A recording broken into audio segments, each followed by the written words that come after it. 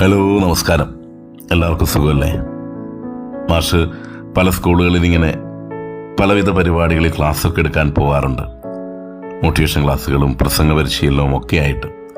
ഒരു സ്കൂളിൽ ഇങ്ങനെ ക്ലാസ് എടുത്തുകൊണ്ടിരിക്കെ ഇഷ്ടപ്പെട്ട മണം ഏതാണെന്ന് കുട്ടികളോട് ചോദിച്ചു. പലതരത്തിലുള്ള ഉത്തരങ്ങൾ കുട്ടികൾ പറഞ്ഞു. ചിരിപ്പിക്കുകയും ചിന്തിപ്പിക്കുകയും ചെയ്യുന്ന ഒരുപാട് നല്ല ഉത്തരങ്ങൾ.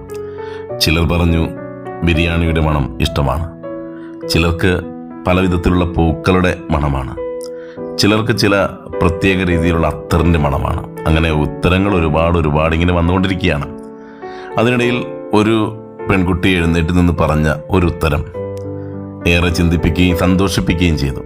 ആ കുട്ടി പറഞ്ഞത്, എനിക്കിഷ്ടപ്പെട്ട മണം എൻ്റെ അമ്മയുടെ മടിത്തട്ടിൽ കിടക്കുമ്പോൾ അമ്മയുടെ വസ്ത്രത്തിനുള്ള മണമാണ് എന്നാണ്. അമ്മയുടെ മടിയിൽ കിടക്കുമ്പോൾ, മുഖമമർത്തി കിടക്കുമ്പോൾ അമ്മയുടെ വസ്ത്രത്തിനൊരു മണമുണ്ടത്രേ. ആ മണം എനിക്ക് വളരെ വലിയ ഇഷ്ടമാണ് എന്ന് കുട്ടി പറഞ്ഞു. അതെന്ത് മണമാണെന്നറിയാനായിട്ട് മറ്റു കുട്ടികളെ പോലെ എനിക്കും കൗതുകമായി. അതെന്ത് മണമാണെന്ന് കുട്ടികളോട് ചോദിച്ചു. ആ കുട്ടി പറഞ്ഞ ഉത്തരം കേട്ടപ്പോൾ എല്ലാവരും പൊട്ടിച്ചിരിച്ചു. കുട്ടി പറഞ്ഞ ഉത്തരം ഇതാണ്: എൻ്റെ അമ്മയുടെ മടിക്ക് അവിടെ ഇങ്ങനെ മുഖമമർത്തി കിടക്കുമ്പോൾ ഉള്ളി, സവാള, വെളുത്തുള്ളി, ഇഞ്ചി, പച്ചമുളക്, വെളിച്ചെണ്ണ എല്ലാം കൂടി ചേർന്നൊരു മണമുണ്ട്. ആ മണം ഒരു പ്രത്യേക മണമാണ് മാഷെ. എനിക്കത് ഭയങ്കര ഇഷ്ടമാണ്. സന്ധ്യാസമയത്ത് പ്രാർത്ഥനയൊക്കെ ചൊല്ലുന്ന സമയത്ത് ഇടയ്ക്ക് അമ്മയുടെ മടിയിൽ കിടക്കുമ്പോഴാണ് ആ മണം കിട്ടാറുള്ളത്. അതെനിക്ക് ഭയങ്കര ഇഷ്ടമാണ് എന്ന് പറഞ്ഞു. ആ ഉത്തരം എൻ്റെ ബാല്യകാല അനുഭവങ്ങളിലേക്ക് എന്നെ കൊണ്ടുപോയി. കാരണം മാഷും ഇതുപോലെ തന്നെ അമ്മയുടെ മടിയിൽ കിടക്കുമ്പോൾ ഈ മണം ആസ്വദിച്ചിട്ടുണ്ട്. അതൊരു വല്ലാത്ത ഫീലാണ്. ആ ഒരു അമ്മയുടെ മണം എന്ന് പറയുന്നത് ഒരു വല്ലാത്ത ഒരു അനുഭവം തന്നെയാണ്, ആസ്വദിക്കാവുന്ന ഒരു ഗന്ധം. ഇതുപോലെ നമ്മുടെ അച്ഛനുമുണ്ട് വിയർപ്പ് തുള്ളിയുടെ മണം.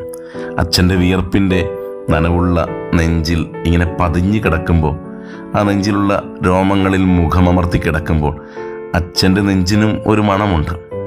ഇങ്ങനെ ഉറ്റവരുടെ ഗന്ധമറിയുവാൻ സാധിക്കുക എന്നുള്ളത് വലിയ കാര്യമാണ്.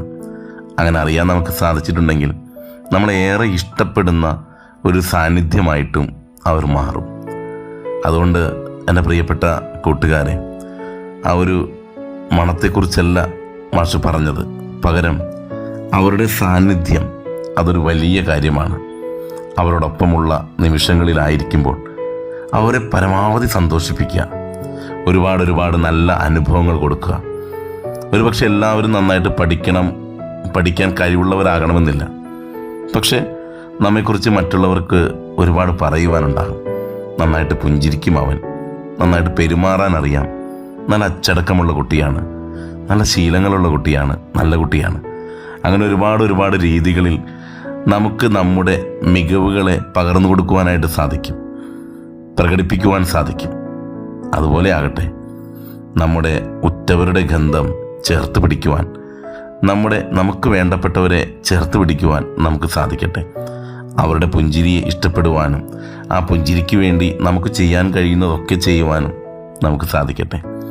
അങ്ങനെയുള്ള ദിനങ്ങളാകട്ടെ ഇനിയുള്ള ദിനങ്ങൾ. അച്ഛൻ്റെയും അമ്മയുടെയും ഉറ്റവരുടെയും ഒക്കെ മിഴികൾ നിറയട്ടെ. സന്തോഷം കൊണ്ട്, അഭിമാനം കൊണ്ട്, ആത്മസംതൃപ്തി കൊണ്ട് നിറയുന്ന നല്ല നാളുകൾ തേടിയെത്തട്ടെ.